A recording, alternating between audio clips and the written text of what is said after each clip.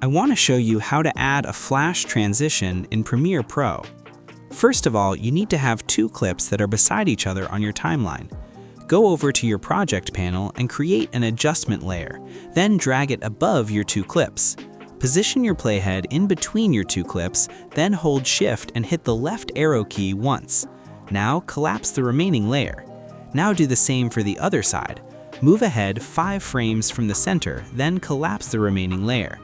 Go over to Effects and find Lens Flare and add it to your adjustment layer.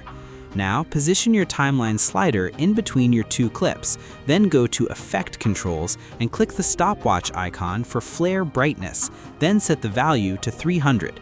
Now move your slider to the beginning of the adjustment layer and change the value to 0, then move to the end of the layer and change it to 0 as well.